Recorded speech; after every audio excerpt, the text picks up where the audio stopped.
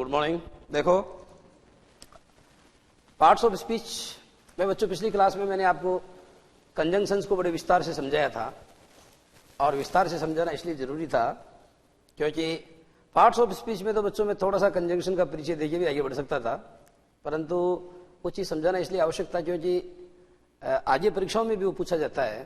और बच्चों, आपकी जो 9th की टेक्स्ट बुक जो है उसके अंदर कई चैप्टर्स ऐसे हैं जिनमें उन कंजंक्शंस का प्रयोग आपको कई सेंटेंसेस में देखने को मिलेगा। तो वो चीज अब मैंने आपको अच्छे से क्लियर की है। और आपको स्टार्टिंग में जब मैंने पार्ट्स ऑफ स्पीच की क्लास शुरू की थी तो आपको बताया था कि 8 प्रकार के होते हैं बच्चों शब्द भेद। 8 kinds of parts of speech are there, यानी 8 प्रकार के शब्द भेद होते हैं, जिनमें बच्चों सबसे पहले हमने बताया था आपको noun.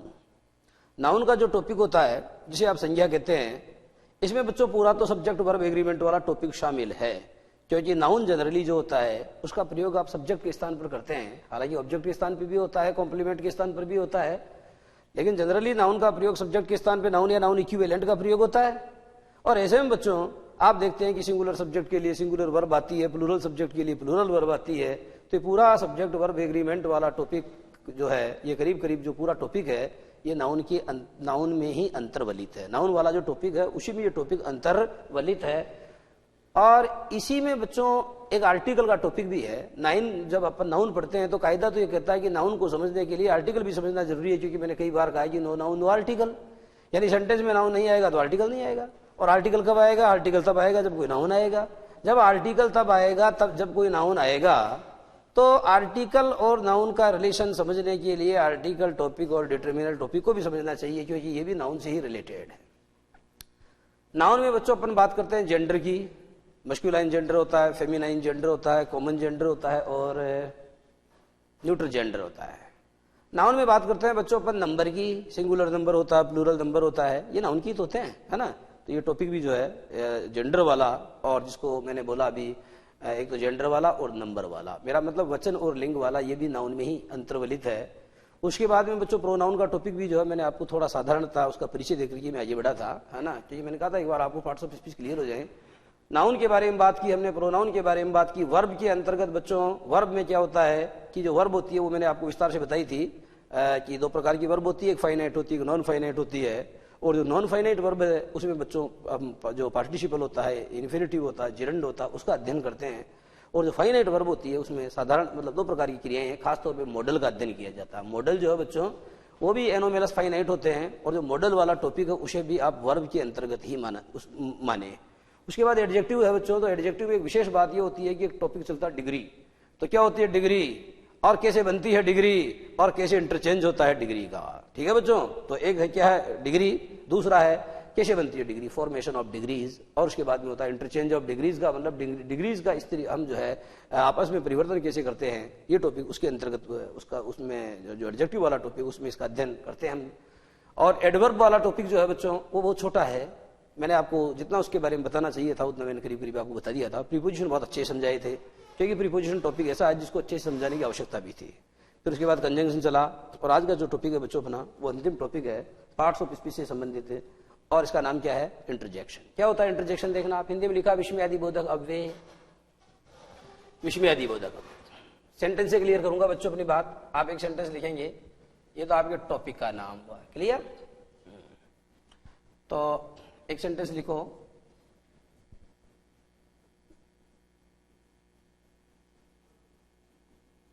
Hurrah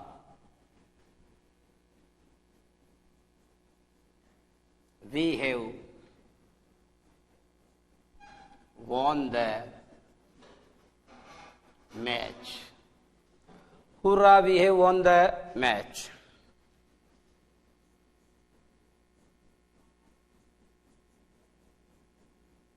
Hurrah, I have been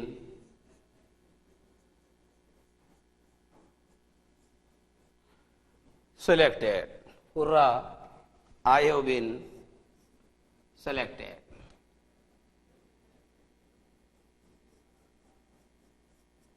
What a beautiful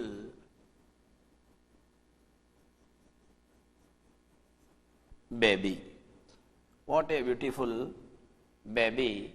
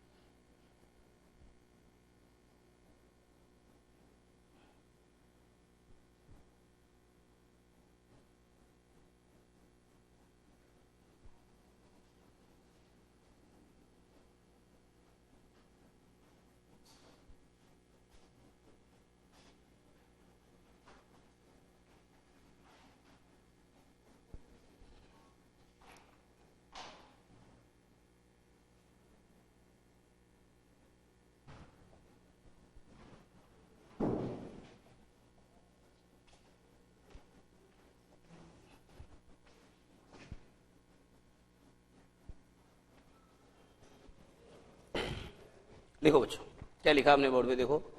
पहला सेंटेंस है बच्चों हमारा hurrah, we have won the match, यानी हुर्रा हमने मैच जीत लिया है।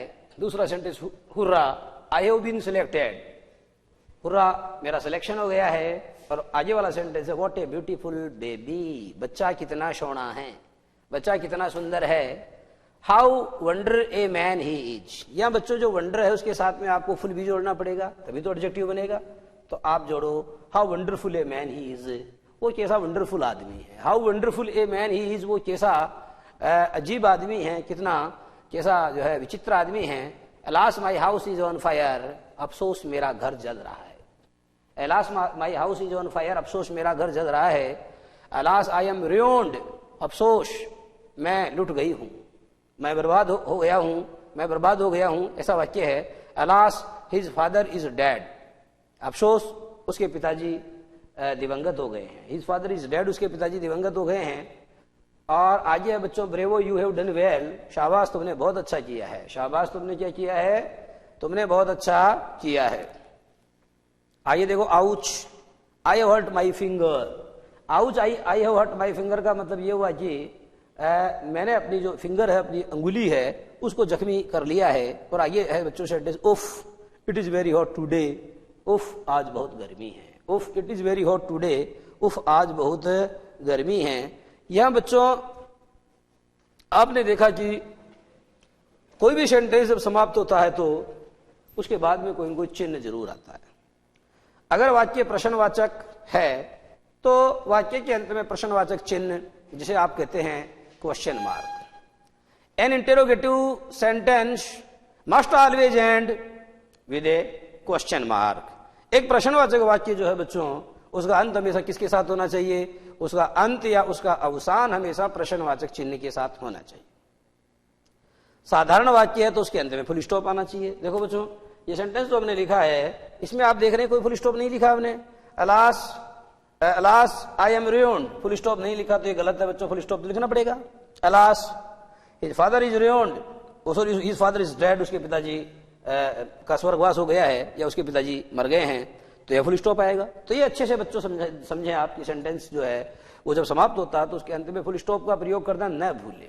और एक बात ये भी है, लेकिन अगर वाक्य प्रश्नवाचक है तो फुल स्टॉप का प्रयोग नहीं होगा, अपितु क्वेश्चन मार्क का प्रयोग होगा। और अगर वाक्य बच्चों एक्सक्लेमेटरी है, एक्सक्लेमेटरी सेंटेंस आपको पता है डायरेक्ट से इनडायरेक्ट का टॉपिक जब मैंने पढ़ाया तो मैंने बताया था कैसे एक्सक्लेमेटरी सेंटेंसेस को आप डायरेक्ट से इनडायरेक्ट में बदलते हैं। और एक्सक्लेमेटरी सेंटेंस कौन से होते हैं? एक्सक्लेमेटरी सेंटेंस वो होते हैं बच्चों जो हमारे मन के आकस्मिक उद्गार। एक्सक्लेमेटरी सेंटेंस वो होते हैं जो हमारे मन की सडन फीलिंग्स, हमारे मन के जज्बात जो दिल में छिपे हुए हैं, हमारे दिल के जो आकस्मिक जज्बात हैं उनको इजहार करते हैं, उनका एक्सप्रेस करते हैं, उन्हें अभिव्यक्त करते हैं। ऐसे वाक्यों को बच्चों आप विस्मयादि बोधक वाक्य कहते हैं। वैसे नाम से लग रहा है कि विस्मय यानी आश्चर्य, लेकिन ऐसा नहीं है बच्चों कि ऐसे वाक्य केवल आश्चर्य का भाव ही प्रकट करते हों। वास्तविकता यह है कि ऐसे वाक्य खुशी का भाव प्रकट करते हैं, ऐसे वाक्य गम का भाव प्रकट करते हैं, ऐसे वाक्य आश्चर्य या ताजुब का भाव प्रकट करते हैं, ऐसे वाक्य शाबाशी का भाव प्रकट करते हैं, और ऐसे वाक्य बच्चों जो है दर्द या पीड़ा का भाव प्रकट करते हैं।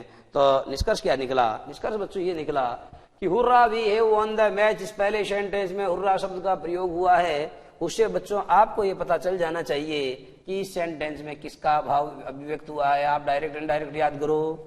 इस सेंटेंस में बच्चों Joy the feeling of Joy, the emotion of Joy, यानी खुशी का जो जज्बात है, खुशी की जो भावना है, वो भावना बच्चों इसके अंदर प्रकट हुई है इस सेंटेंस में। दूसरा देखो, hurrah I have been selected. कोई कह रहा है कि साहब देखो हुर्रा मेरा सिलेक्शन हो गया है। वो अपनी खुशी को जो अभिव्यक्त कर रहा है, वो अपनी खुशी को क्या कर रहा है, वो अपनी खुशी को जब्त नहीं कर पा रहा है, और वो अपनी खुशी को जो है नाद करके, ठीक है, नाद का मतलब शब्द होता है। जैसे बच्चों आपने देखा होगा कि युद्ध के अंदर जब लोग पराजित होते हैं या जीत जाते हैं तो जीतने के बाद में वो सिंहनाद करते हैं, सिंहनाद, विजयनाद। तो उसी तरीके से ये होता है बच्चों हर्षनाद। कैसा नाद है ये हर्षनाद है, ये आपकी खुशी का नाद है, इसको आप हुर्रा बोलते हैं, या किसी भी रूप में जो है आप उसको क्या करते हैं, अपनी खुशी को अपने दिल में जब्त नहीं रख सकते, तो उसे आप किसी न किसी ध्वनि के माध्यम से, किसी नाद के माध्यम से आप उसको अभिव्यक्त करते हैं। तो आपने देखा कि इस सेंटेंस में जॉय की जो फीलिंग है या जो खुशी का भाव वो अभिव्यक्त हुआ है, और हुर्रा यू बिन सिलेक्टेड, इसमें भी जॉय या खुशी का भाव अभिव्यक्त हुआ। Okay, what a beautiful baby, बच्चा कितना सोना है, यानी बच्चा कितना सुंदर है। इसमें बच्चों प्रश्न नहीं पूछा जा रहा है, क्योंकि अगर प्रश्न पूछा जाता तो वाक्य के अंत में प्रश्नवाचक चिन्ह आता, वो तो नहीं आ रहा। इसलिए इस वाक्य में बच्चों कौन सा भाव है? इस वाक्य में सरप्राइज या वंडर। सरप्राइज कह दो चाहे वंडर कह दो, दोनों का मतलब ताज्जुब या आश्चर्य होता है। तो आपने देखा बच्चों ये जो तीसरा वाला वाक्य, इसमें ताज्जुब या आश्चर्य या हैरानी, ताजुब आश्चर्य या हैरानी की जो भावना है वो अभिव्यक्त हुई है इसमें। इन द सेम वे, ठीक उसी प्रकार से, हाउ वंडरफुल ए मैन ही, देखो वो कैसा वंडरफुल आदमी है, हाउ वंडरफुल ए मैन ही। हम कहते हैं हाउ वंडरफुल ए मैन ही, वो कितना वंडरफुल आदमी है।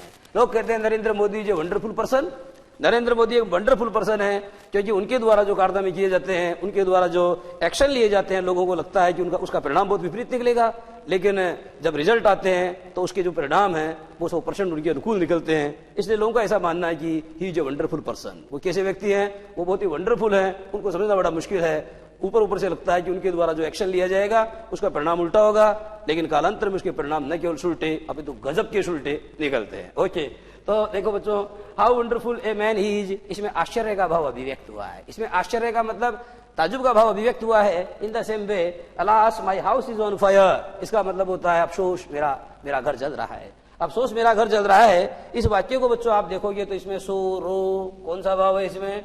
सोरो का मतलब होता है गम, सोरो का मतलब होता है विषाद। पहले वाले में हर्ष नाद हो रहा था, इधर विषाद का नाद हो रहा है। मेरा मतलब अला शब्द का प्रयोग अगर किसी वाक्य में हुआ है तो ऐसे वाक्य में सोरो यानी विषाद का भाव होता है। ऐसे वाक्य में सोरो माने विषाद का भाव होता है। तो आपको ये समझ में आ जाना चाहिए कि alas my house is on fire, इसमें सोरो की फीलिंग है। Alas I am ruined, alas I am ruined का मतलब ये होता है कि अफसोस में बर्बाद हो गया हूं, तो अलास आ रहा तो इसको भी इससे जोड़ दीजिए, इसमें भी सोरो का भाव है। Alas is father is dead, alas is father is dead, उसके पिताजी मर गए, इसको भी इससे जोड़ दीजिए। इन सब के अंदर सोरो का भाव है। यानी आपको ये निष्कर्ष निकाल लेना चाहिए कि जिन वाक्यों में अलास आता है उनमें सोरो का भाव होता है, जिन वाक्यों में हुर्रा या हुर्रे आता है, हुर्रे, तो ऐसे वाक्यों में खुशी का भाव होता है और जो वाक्य वाट ए या हाउ से शुरू होते हैं। लेकिन ऐसे वाक्यों के अंत में प्रश्नवाचक चिन्ह नहीं आता, अपितु मार्क ऑफ इंटरजेक्शन आता, तो ऐसे वाक्यों में हमेशा सरप्राइज का भाव होता है। ऐसे वाक्यों में हमेशा सरप्राइज या वंडर का भाव होता है। और आगे देखना पड़ेगा बच्चों, आगे सेंटेंस है bro bravo you have done well, शाबाश तुमने बहुत अच्छा किया है। आप जब किसी को कहते हैं कि साहब है ना कि शाबाश तुमने जो बहुत अच्छा किया है, इसमें शाबाशी का भाव है, इसमें किसी व्यक्ति के उत्साह वर्धन का भाव है, एंकरेजमेंट का भाव है। एंकरेजमेंट का मतलब किसी को आप इंकरेज करते हैं, परंतु एंकरेजमेंट हो चाहे उत्साह वर्धन हो, परंतु बच्चों आपने देखा ये भाव तो कहीं खुशी का ही है। भाव तो खुशी का है, क्योंकि जब आप किसी को एंकरेज करेंगे तो आपका मूड सही होगा, आप खुश होंगे तभी तो एंकरेज करेंगे। अगर आपका दिमाग खराब होगा तो आप सामने वाले को एंकरेज नहीं अपितु आप उसे डिस्करेज करेंगे। एनी हाउ आगे देखेंगे आप आउच। ये सेंटेंस जो है बच्चों जनरली जो लड़के हैं वो तो नहीं बोलते हैं, लड़कियों का है सेंटेंस नहीं है, कुछ भी इस प्रकार का उद्गार है कि दर्द के समय अपने मुंह से निकाला हुआ एक उद्गार है कि ouch I hurt my finger. इसका तात्पर्य यह है कि आउच मैंने अपनी उंगली को क्या कर लिया, जख्मी कर लिया है, मैंने अपनी उंगली को चोटिल कर लिया है। तो क्षेत्रीयता के हिसाब से लोग जो है अलग अलग शब्दों का प्रयोग करते हैं। हम जब साउथ में पढ़ते थे, I am student of Navodaya Vidyalaya, तो वहां पर आश्चर्य को प्रकट करने के लिए वहां के लोग बोलते हैं अयो। ये उनका अपना उद्गार हो सकता है, परंतु हमारी क्षेत्रीयता के हिसाब से हम कुछ और बोलते हैं। ये अंग्रेजों का शब्द है आउच। आउच का मतलब जब आपको कोई पीड़ा होती है, दर्द होता है, तो आपके मुंह से निकलने वाली जो ध्वनि है, जो आपके मन से जो पीड़ा का जो शब्द निकलता है, उसे आप आउच कहते हैं। तो आप देख रहे हैं बच्चों कि इसके अंदर जो फीलिंग है वो कौन सी है, पेन वाली है। पेन का मतलब समझ गए आप, दर्द, वो PEN पेन यानी कलम होता है वो अलग चीज है। उफ it is very hot today, उफ ये गर्मी, उफ it is very hot today, उफ ये गर्मी। तो इसमें बच्चों आप क्या कर रहे हैं, इसमें क्या बता रहे हैं आप गर्मी को जो है पसंद नहीं कर रहे हैं। डिसलाइक, इसमें कौन सा भाव है, डिसलाइक। डिसलाइक देखो, डिसलाइक, इसमें डिसलाइक वाला भाव है, डिसलाइक। उसी तरीके से बच्चों एक शब्द आता है फाई फाई। ये देखो फाई फाई, इस फाई फाई का प्रयोग कैसे करते हो आप?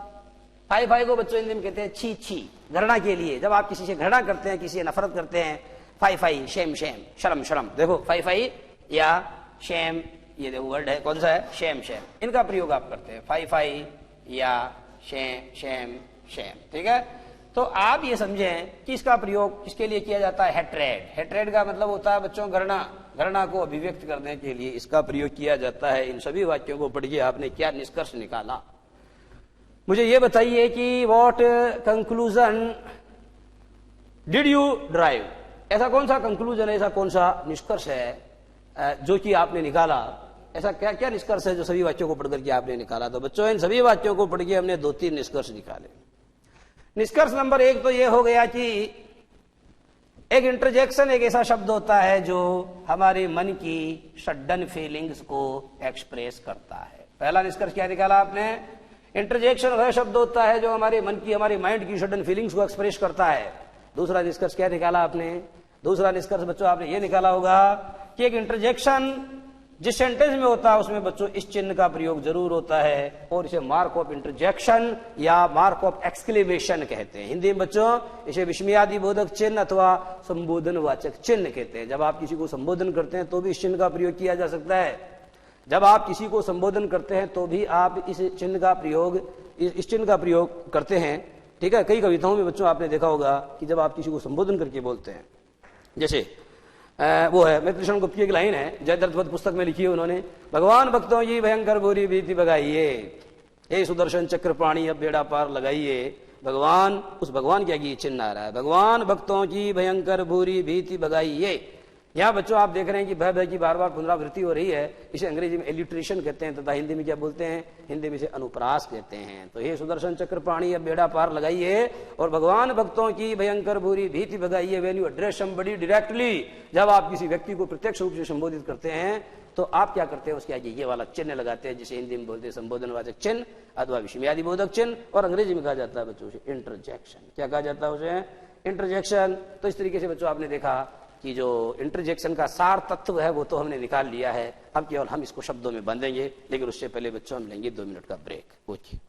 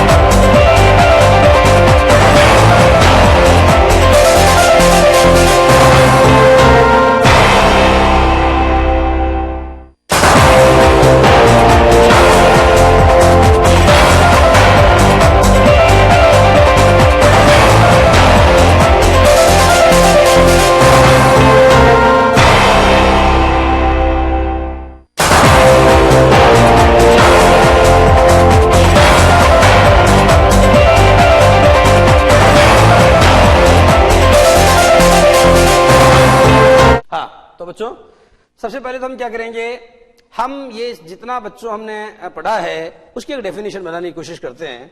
तो वो डेफिनेशन बच्चों लिखेंगे हम लोग।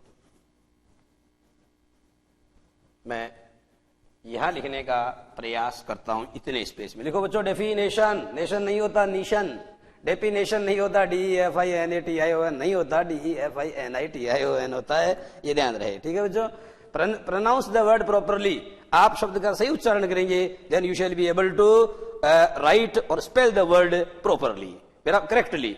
You shall be able to spell the word correctly. आप शब्द को ठीक से लिख पाएंगे, उसकी वर्तनी ठीक से लिख पाएंगे अगर आप उसका उच्चारण ठीक से करेंगे। लेकिन चावल बोलोगे तो चावल ही लिखोगे, जबकि चावल नहीं होता, चावल होता है। इन द सेम वे कुआ बोलोगे तो कुआ लिखोगे, जबकि कुआ नहीं होता, कुआं होता है। उसी इन द सेम वे त्योहार बोलोगे तो त्योहार ही लिखोगे, जबकि त्योहार नहीं होता, त्योहार होता है। ये उच्चारण की प्रॉब्लम है बच्चों, हिंदी अंग्रेजी में भी है ना। तो देखना आप, मैं सही उच्चारण के ऊपर इसीलिए बल देता हूं। लिखेंगे आप डेफिनेशन, क्या बनती है डेफिनेशन इन सब बातों से, सार क्या निकला, सार निकला बच्चों देखो,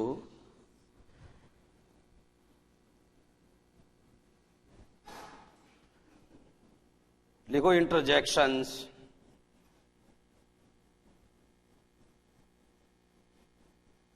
interjections are those words, interjections are those words that are, interjections are those words that are used to express the sudden, interjections are those words which are used to express the sudden feelings or the sudden feelings or the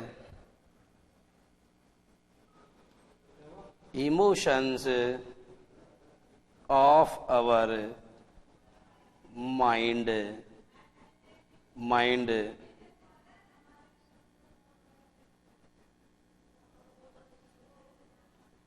such as, यो कर सकते हो such as. अब देखो बच्चों कौन कौन से सबसे पहले आया, जॉय, उसके बाद जॉय, सोरो, such as Joy sorrow, surprise, Joy sorrow surprise. के बाद में बच्चों आप लिख सकते हो joy sorrow surprise, then you can write pain dislike, pain dislike और हेट्रेड एटसेट्रा। लिखो बच्चों, ये डेफिनेशन बनके तैयार हो गई है आपकी। और ये डेफिनेशन कहां से कहां बन के तैयार हुई है आप समझ गए होंगे। मैं एक इसका बॉक्स बना रहा हूं, ये वाला बॉक्स है बच्चों, ये वाली आपकी क्या है डेफिनेशन है। समझो क्या लिखा आपने डेफिनेशन।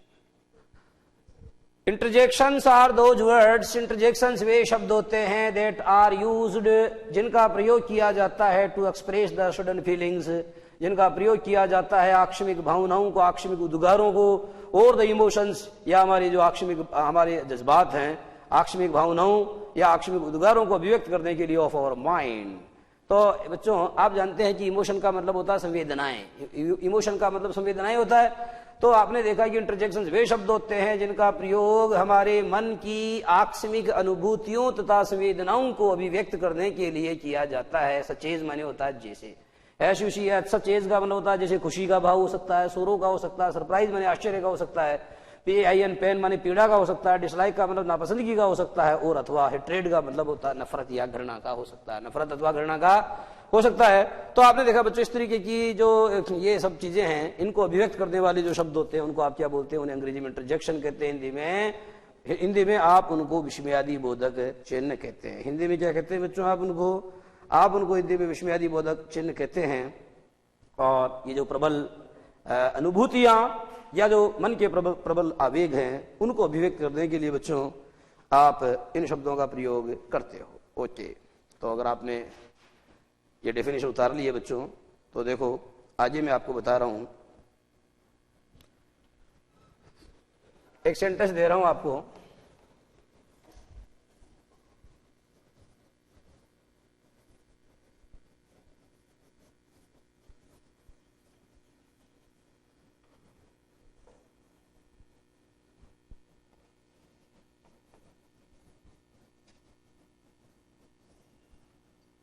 देखो सेंटेंस पहला, ब्रेवो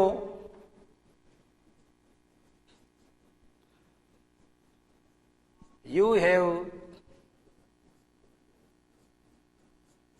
किल्ड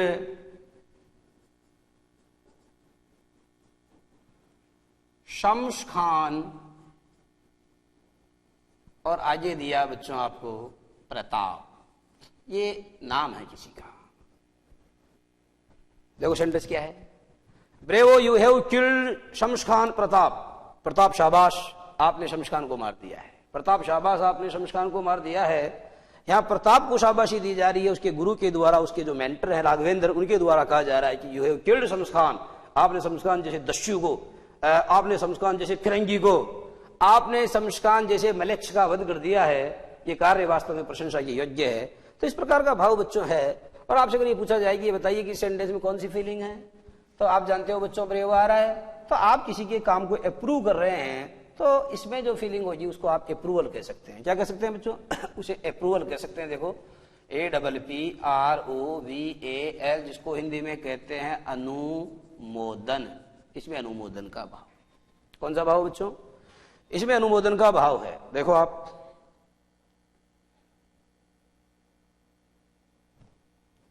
उसी प्रकार से देखो बच्चों, alas we have lost A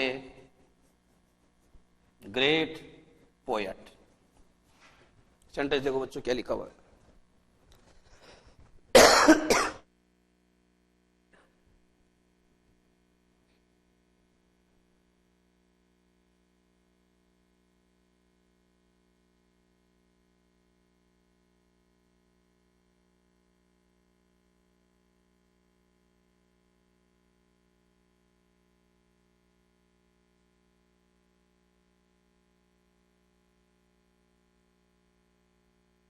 V have lost a great poet.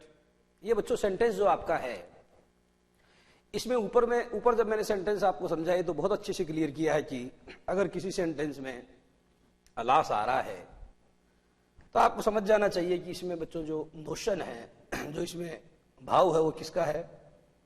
सोरो वाला भाव। इसमें कौन सा वाला भाव है? सोरो। ठीक है बच्चों, आइए देखो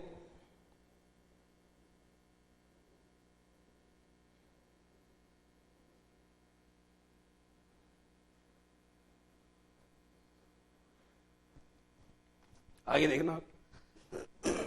आगे सेंटेंस लिखो बच्चों, hello HELLO, hello what brings you here. Sentence देखो क्या है, hello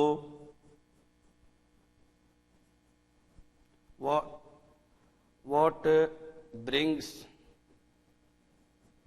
you here, hello what brings you here. Hello, आप यहां जो है कैसे आए हैं, या आप कहते हैं हेलो हाउ आर यू, ये भी कह सकते हैं आप, हेलो हाउ आर यू। तो बच्चों इसमें हेलो बोल रहे हैं आप, इसका मतलब यू आर एड्रेसिंग समबडी, आप किसी को एड्रेस कर रहे हैं। तो इसमें बच्चों जो एक्सप्रेशन है वो है एड्रेस वाला। एड्रेस का मतलब आप इसमें किसी को एड्रेस कर रहे हैं, किसी को क्या कर रहे हैं? संबोधित कर रहे हैं। तो इसमें एड्रेस वाला या जो संबोधन वाला एक्सप्रेशन है वो है बच्चों इसमें।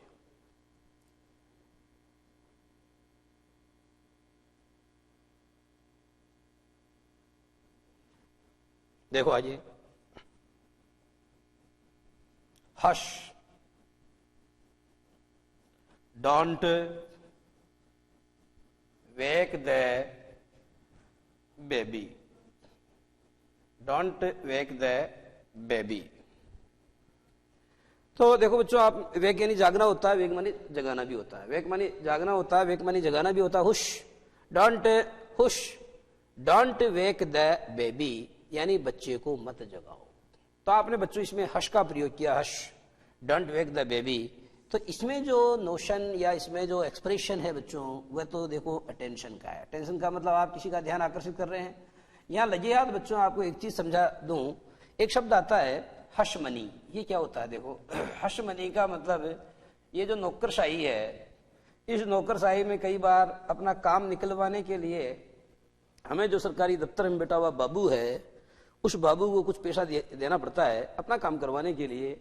और कहा जो है वो ऐसा पैसा, उसे हशमनी कहते हैं। हश का मतलब वो किसी को कहने वाली बात नहीं होती है, वो बहुत प्राइवेट मामला होता है। इसे या तो बाबू जानता है या आप जानते हैं। तो इस तरीके से आप छुप करके और देश के नियमों को तोड़ करके पैसा देते हो और सामने वाला उस पैसे को एक्सेप्ट करता है, उसे आप अंग्रेजी में हशमनी कहते हैं। और हिंदी में बच्चों उसे उत्कोच कहते हैं। क्या कहते हैं हिंदी में उसे? हिंदी में उसे उत्कोच कहते हैं। ये शब्द आपने नहीं सुना होगा, लेकिन बच्चों रिश्वत और घूस शब्द आपने जरूर सुना होगा। रिश्वत और घूस शब्द आपने जरूर सुने होंगे। तो रिश्वत और घूस कह दो, ये पर्यायवाची बातें हैं। रिश्वत कह दो, घूस कह दो, या आप उसे उत्कोच कह दो। और अंग्रेजी में कहते हैं उसे हशमनी। क्या कहते हैं उसे? हशमनी का मतलब चुपचाप दिया जाता है वो पैसा, और बोलना चलना सख्त मना होता है, और बातों में और इशारों में बात को समझ लिया जाता है, काम हो जाता है, दाम दे दिए जाते हैं, और इस हाथ से इस हाथ तक या इस कान से इस कान तक भी खबर नहीं होती है। ओके, तो आइए देखेंगे बच्चों, आप लिखो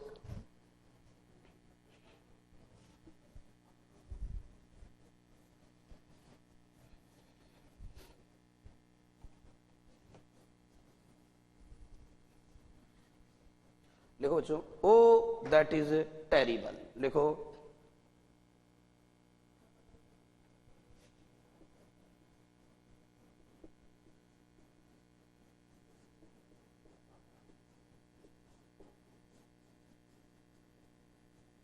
ओ दैट इज टेरिबल का मतलब ये हुआ कि वो तो बड़ी भयानक बात है। ओ दैट इज टेरिबल, ये तो बड़ी भयानक बात है, बहुत बुरी बात है। ओ दैट इज टेरिबल, ये तो बहुत बुरी बात है। तो इसमें बच्चों ग्रीफ का भाव है। कौन सा भाव है? ग्रीफ। तो ग्रीफ का मतलब भी सोरो होता है एक प्रकार से। ग्रीफ कह दो, ग्रीफ का मतलब दुख होता है। और सोरो का मतलब क्या होता है? ग्रीफ का मतलब दुख होता है, और सोरो का मतलब भी क्या होता है? दुख होता है।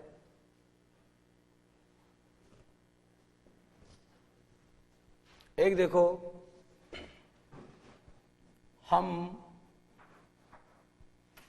I am not sure. I am not sure. तो यहां बच्चों एक इस प्रकार का शब्द अपने मुंह से निकाला जा रहा है, और अपना डिसएग्रीमेंट या अपनी जो असहमति है उसके भाव को अभिव्यक्त किया जा रहा है। तो लिखना पड़ेगा डिसएग्रीमेंट। ये हो गया डिसएग्री। इन सभी वाक्यों को पढ़ करके, और ऊपर जो डेफिनेशन हमने लिखवाई है उसको पढ़ करके बच्चों आपकी ये चीज बहुत अच्छे समझ में आ जानी चाहिए कि इंटरजेक्शन क्या होते हैं। इंटरजेक्शन एक ऐसा टॉपिक है बच्चों जिसके ऊपर जितना मैं बता रहा हूं उससे बढ़ करके तो कोई प्रश्न पूछा नहीं जाता।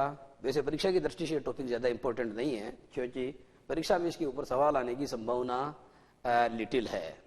ए लिटिल मान लो, बाकी इसकी संभावना कम है। इस पे सवाल लिटिल ही मानो, इस पे सवाल नहीं आते हैं।